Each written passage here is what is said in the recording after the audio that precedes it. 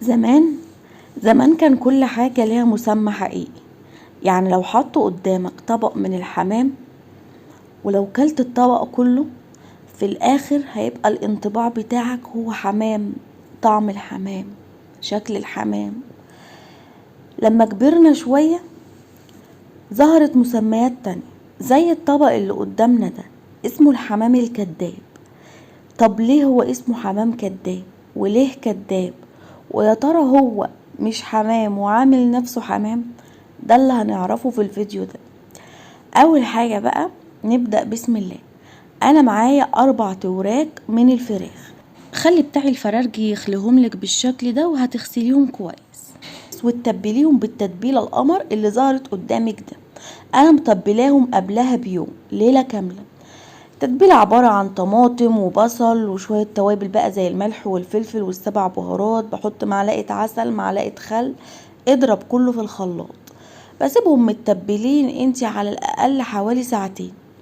حلة فيها حوالي معلقتين زيت كبار، بنزل ببصلاية متقطعة مكعبات. هنعمل خلطة الرز او خلطة الحمام اللي هنحشيها جوه الحمام، الحمام الكداب مش الحمام الحقيقي. اول ما البصلة تصفر معايا بالشكل ده، تاخد اللون الذهبي كده، هنزل بكوباية من الرز المغسول. طب يا دعاء انت بتحسبي مقدار الرز ازاي؟ انا باخد كبشة بقبضة ايدي كده من الرز لكل حمامية او لكل ورك هحشيه، بقبضة ايدي كده، تمام؟ كبشة في ايدي كده صغيرين. بقلب فيه كويس قوي، وافضل اشوح فيه لحد ما الرز يتغلف بالزيت كله. بحط بقى التوابل بتاعتي، الملح ومعلقة من 7 البهارات ورشة من الفلفل الاسمر. دي البهارات اللي انا بحطها بس. وبديله بقى تقليبة حلوة كده مع البهارات لحد ما يصفر لونه بالشكل ده. كل ما هتقلبي كل ما الرزاية هتفلفل معاكي ومش هتعجن جوه الحمامية. بعد كده بزود المية. طب مقدار المية ايه يا دعاء؟ مقدار المية نص عقلة صباع فوق الرز. انا مش عايزة اسوي الرز قوي، يا دوبك المية تبقى مغطيه. طب بعمل ايه دلوقتي؟ انت قدامك حلين، يا تحطي الحمام او الحمام الكداب اللي هتحشيه في كيس حراري وتدخليه الفرن، يا تسلقيه عادي خالص زي الحمام وتقفليه كويس بخلة الاسنان، يا تعمليه في صينية خضار زي ما انا بعمل كده. انا بحب ادخل الخضار في معظم اكلي. جبت بقى الخضار اللي موجود عندك، بصل وجزر وفلفل وبطاطس، اي حاجة خضار موجودة عندك، بقطعها بقى مكعبات بالشكل ده، وهعمله بقى فرشة تحت الحمام.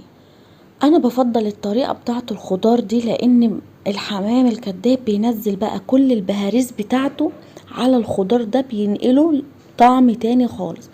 احسن الصراحة ما بسلقه، يعني حابة تسلقيه زي ما بتسلقي عادي الحمام الطبيعي، وبعد كده تحمريه في معلقة سمنة ولا معلقتين زيت، تمام مفيش مشكلة. بعد ما قطعت الخضار عندي، التتبيلة اللي كانت على اوراق الفراخ انا نزلتها، شلت كده التتبيلة الباقية وحطيتها على الخضار اللي عندي. هقلبه كويس وارصه كويس، وبعد كده بقى نجيب الحمام اللي عندنا ونبتدي نحشيه. تاني مرة الحمام الكداب الورك الورك شوفوا انا خالياه بالطريقة دي، او خلي الجزار يخلوهولك احسن. وده الرز اللي عندنا، سبته يبرد شوية. طبعا دي مش كمية الرز اللي انا كنت عاملاها، كنت عاملة اكتر لان سبت الكمية التانية تستوي بقى عشان ايه نقدمها مع الحمام. عايزة اقولك كنت بوريكي دلوقتي، شوفي الرزاية مفلفلة ازاي لاننا احنا مشوحينها كويس في الزيت. بفرد بقى الورك بالشكل ده وبحط معلقتين بس، ما تكتريش في الحشوة عشان الرز ما يخرجش بره او تفرقع منك. ببتدي اضم بقى جوانب الاوراق بالشكل ده والفه على هيئة رول، وبقى عندي زي الحمامة بالظبط، ما تفرقهاش عنها كشكل. بقولك بقى هنا الجزء التحتاني المفتوح ده اللي هحطه تحت الصينية او من تحت هنا كده، واخلي الجلدة السليمة هي اللي فوق. دي شكل حمامة ولا مش حمامة؟ طلعتش كدابة اهي. هعمل بقى واحدة تانية. احنا لما بنيجي نخليه بنسيب العظمة، حتة عظمة من الدبوسة، علشان اما نحشيها بتدينا شكل ايه، الحمامية كده، والعظمة دي بتبينلك ان هي زي راس الحمامة كده. بحط معلقتين بس على قد الورك، وبقوم ريحة لفاهم رول على بعض كده، وبس بحطه في قلب الصينية، بخلي اللفة تبقى هي اللي تحت. رز. ايوه ده رز. زين بيقول لكم ده رز.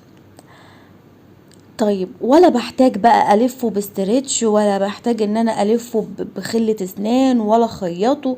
اشوف ناس بتفضل تخيط فيه او تلف خيط عليه دبارة، مش مستاهلة خالص، ومش هيفك منك صدقيني. وزي ما قلت لك مقدار الرز، سواء هتحشي الحمام الكداب او هتحشي الحمامة نفسها، بتاخدي ربع كوباية رز، اللي هي بالظبط مقدار شوية كبشة رز كده في ايدك، في قبضة ايدك. برصهم بقى في الصينية، وبقفلهم كده بورق فرن، بدخله على الرف اللي تحتاني، بدخله على الفرن، بيكون مولع مسبقا على 200 درجة، يعني فرن عالي، يعني على حسب نوع درجة الحرارة في الفرن عندك.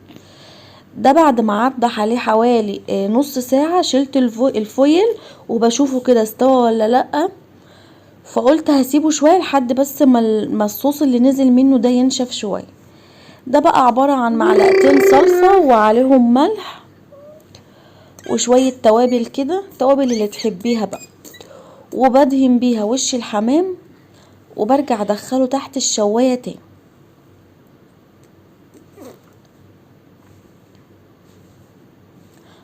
لحد ما بيطلع معايا وبياخد اللون الحلو ده. شايفين قد ايه جميل، والحمامية ماسكة نفسها، والرز ما وقعش ولا بهدل لنا الدنيا. دي احسن طريقة تسوي بيها اوراق الفراخ المحشية، او زي ما بيقولوا كده الحمام الكداب. على رأي مالك ابني لما بياكله بيقول هي دي ايه، بقول له حمامة، قال لي لا دي مش حمامة. قلت له لا حمامة، قال لي هدوق واشوف، قال لي لا دي مش حمامة دي فراخ.